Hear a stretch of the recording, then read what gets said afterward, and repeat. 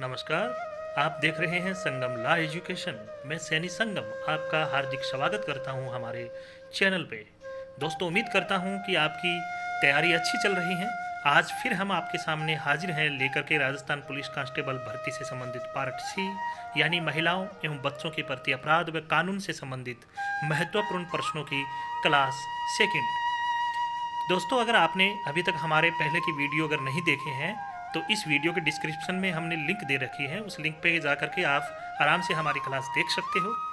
इसी के साथ आइए शुरू करते हैं हम हमारी आज की क्लास। आज का हमारा पहला प्रश्न, दंड प्रक्रिया संहिता यानी CRPC 1973 की कौन सी धारा में पति द्वारा पत्नी से अलग होने की स्थिति में पति द्वारा पत्नी की सहमति के बिना उसी से शारीरिक संबंध बनाना बलात्कार माना जाएगा? जी हाँ दोस्तों, यानी दंड प्रक्रिया संहिता यानी CRPC की कौन सी धारा में पति द्वारा अपनी अलग रह रही पत्नी के साथ संभोग करना बलात्कार माना जाएगा? तो इसमें सही है धारा 376B। हमारा अगला प्रश्न, दंड प्रक्रिया संहिता यानी CRPC 1973 की कौन सी धारा में किसी अधिकारी, लोक सेवक या जेल या रिमांड होम या अभिरक्षा के किसी अन्य स्थान जैसे स्त्रियों या बालकों की संस्था का अधीक्षक या उसका प्रबंधक या अस्पताल कर्मचारी होते हुए ऐसी स्त्री जो उसकी अभिरक्षा में हैं या परिसर में स्थित हैं उस स्त्री के साथ यौन अपराध कारित करना के अंतर्गत आते हैं? इस प्रश्न को साधारण तरीके से समझें तो कहने का अर्थ है कि किसी लोक सेवक द्वारा अपनी अभिरक्षा में किसी स्त्री के साथ यौन अपराध कारित करना कौन सी धारा के अंतर्गत आता है? तो इसका सही उत्तर है धारा 376C। हमारा अगला प्रश्न, दंड प्रक्रिया संहिता यानी CRPC 1973 की कौन सी धारा 12 वर्ष से कम वर्ष की स्त्री के साथ बलात्कार से संबंधित है? जी हाँ दोस्तों, यानी CRPC 1973 की कौन सी धारा है जो 12 वर्ष से कम वर्ष की स्त्री के साथ बलात्कार करने पर लगती हैं? तो वो है ऑप्शन C, यानी धारा 376AB। फिलहाल 12 वर्ष से कम वर्ष की स्त्री के साथ बलात्कार करने पर फांसी तक की सजा का प्रावधान हो गया है। अगला प्रश्न, दंड प्रक्रिया संहिता यानी CRPC 1973 की किस धारा के अंतर्गत एक से अधिक व्यक्तियों द्वारा किसी महिला के साथ सामूहिक बलात्कार करने का वर्णन है? तो इसमें ऑप्शन ड सही है, यानी धारा 376D। हमारा अगला प्रश्न, दंड प्रक्रिया संहिता यानी CRPC की किस धारा के अंतर्गत 12 वर्ष से कम उम्र की महिला का एक या एक से अधिक व्यक्ति द्वारा मिलकर सामूहिक बलात्कार का उल्लेख है? जी हाँ दोस्तों, शायद आपको 24 और 25 नंबर प्रश्न दोनों एक जैसे लग रहे होंगे, लेकिन इन दोनों में काफ़ी फर्क है। प्रश्न नंबर 24 में किसी महिला का एक या एक से अधिक व्यक्ति द्वारा सामूहिक बलात्कार की धारा का उल्लेख पूछा गया था, जबकि इसमें 12 वर्ष से कम उम्र की महिला का सामूहिक बलात्कार का उल्लेख पूछा गया है। तो इस प्रश्न का सही उत्तर है ऑप्शन ड, यानी धारा 376D और B। प्रश्न नंबर 26, दंड प्रक्रिया संहिता यानी CRPC 1973 की किस धारा में 16 वर्ष से कम उम्र की महिला के साथ एक या एक से अधिक व्यक्ति द्वारा मिलकर सामूहिक बलात्कार का वर्णन मिलता है। जी हाँ दोस्तों, ध्यान रखना 24, 25 और 26 नंबर प्रश्न लगभग एक जैसे नजर आ रहे हैं। इसमें 16 वर्ष से कम उम्र की लेकिन 12 वर्ष से अधिक उम्र की महिला का सामूहिक बलात्कार करने का उल्लेख है। तो प्रश्न नंबर 26 का सही उत्तर होगा धारा 376 डी ए यानी ऑप्शन ब। हमारा अगला प्रश्न दंड प्रक्रिया संहिता यानी CRPC 1973 के अनुसार किसी महिला आरोपी को किसी महिला कांस्टेबल के द्वारा किस समय में ही गिरफ्तार किया जा सकेगा। जी हाँ दोस्तों, ये एक सामान्य ज्ञान का भी प्रश्न है। यानी किसी महिला को अगर वो अपराधी हैं तो उसको महिला कांस्टेबल ही गिरफ्तार कर सकती है, लेकिन उसके लिए भी समय निर्धारित है। यानी वो किस समय में उस आरोपी महिला को गिरफ्तार कर सकती हैं। तो ऑप्शन स सही है, यानी सुबह के 6 बजे बाद व शाम के 6 बजे से पहले। यानी किसी आरोपी महिला को गिरफ्तार करना होगा तो वो सुबह 6 बजे के बाद ही गिरफ्तार कर सकते हैं और शाम को 6 बजे बाद किसी महिला को गिरफ्तार नहीं किया जा सकता। प्रश्न नंबर 28 भारतीय साक्ष्य अधिनियम 1872 की धारा 53A भारतीय दंड संहिता 1860 का 45 की कौन सी धाराओं से संबंधित नहीं है। यानी इनमें वो ऑप्शन छांटना है जो धाराओं में सुमेलित नहीं है। तो उसमें ऑप्शन ब जिसके अंदर धारा 509 अलग दी गई है, बाकी सब धाराएं सुमेलित हैं। तो इसका सही आंसर होगा ऑप्शन ब। हमारा अगला प्रश्न भारतीय साक्ष्य अधिनियम 1872 की धारा 144A भारतीय दंड संहिता 1865 का 45 की कौन सी धाराओं से संबंधित नहीं है। तो इसका सही उत्तर होगा ऑप्शन ए यानी धारा 354, 354A, 354B। ये सही नहीं है। अगला प्रश्न, ये प्रश्न थोड़ा बड़ा है, ध्यान से पढ़ना। भारतीय साक्ष्य अधिनियम 1872 की धारा 114A के संबंध में तथ्य सुसंगत हैं। यानी इन चारों विकल्पों में कौन से तथ्य हैं जो सुसंगत हैं भारतीय साक्ष्य अधिनियम 1872 की धारा 114A के तहत। पहला है ऑप्शन ए भारतीय दंड संहिता 1860 का 45 की धाराएं 376, 376A, 376B, 376AB, 376C, 376D, 376DA, 376DB, 376E से संबंधित हैं। ये भी सही है। अगला ऑप्शन ब धाराओं के अधीन किसी अभियोजन में जहां अभियुक्त द्वारा मैथुन किया जाना साबित हो जाता है और प्रश्न यह उठता है कि क्या हुआ है। यानी स्त्री जिसके बारे में यह अभिकथन है उसके साथ क्या किया गया है या कि उससे बलात्संग किया गया है, वो भी उसकी सम्मति यानी सहमति के बिना किया गया है। तो ऑप्शन ब भी सही है।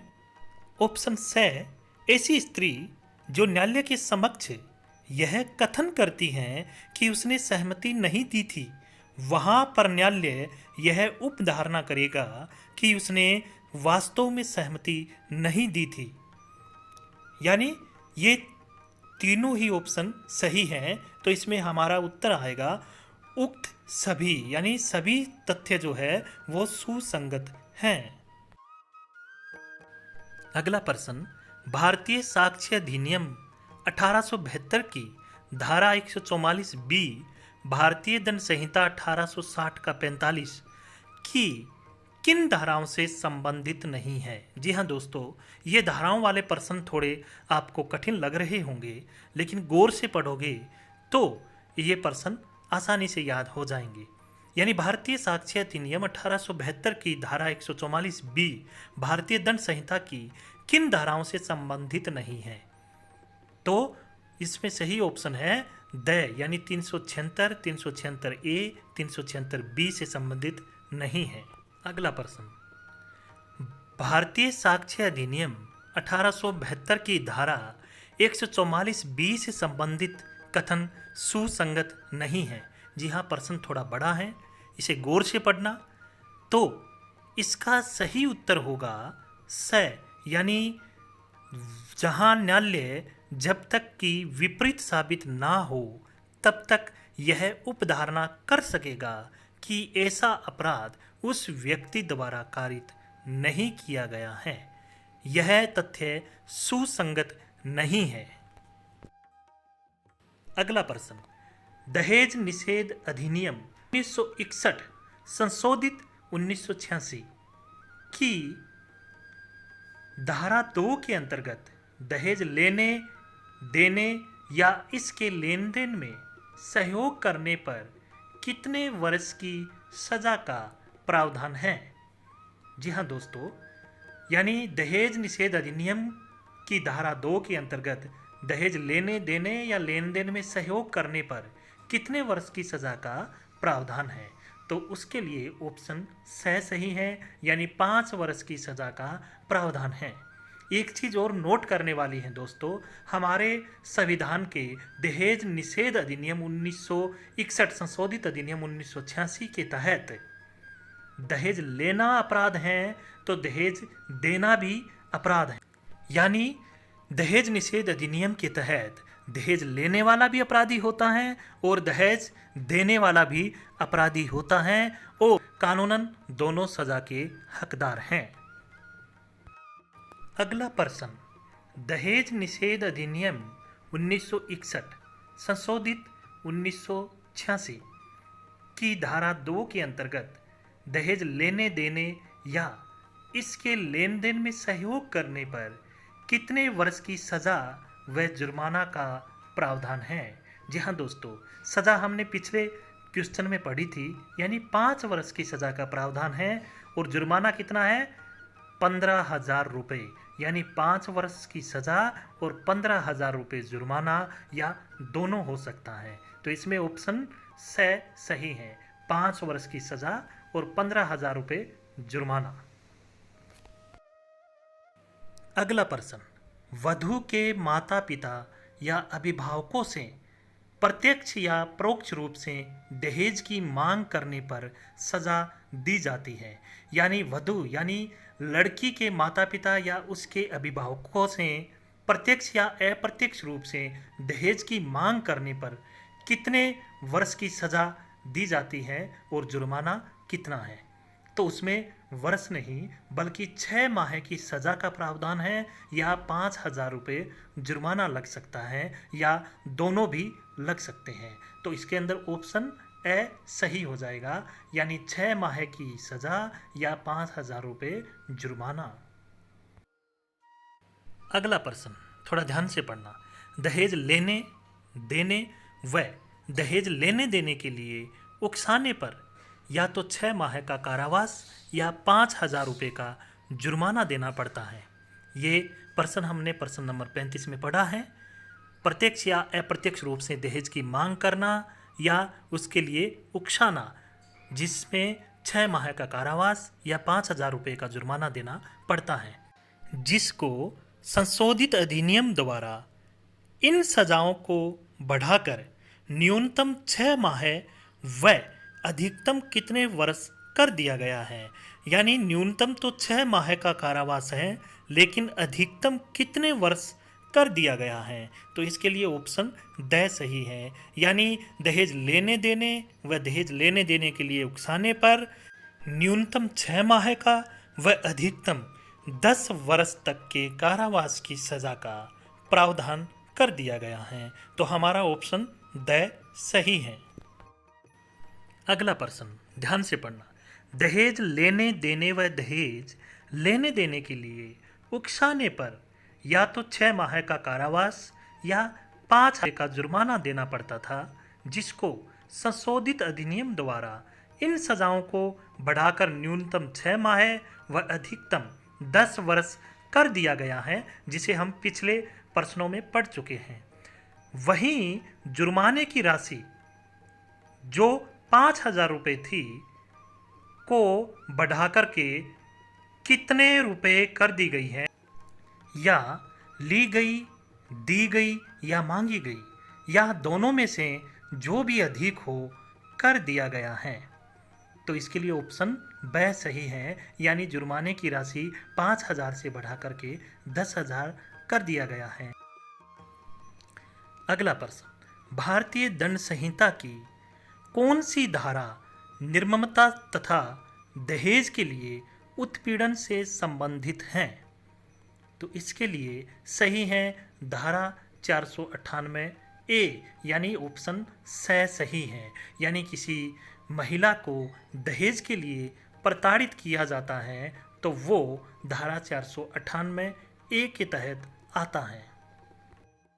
हमारा अगला प्रश्न, भारतीय दंड संहिता की कौन सी धारा निर्ममता तथा दहेज के लिए उत्पीड़न से होने वाली मृत्यु से संबंधित है?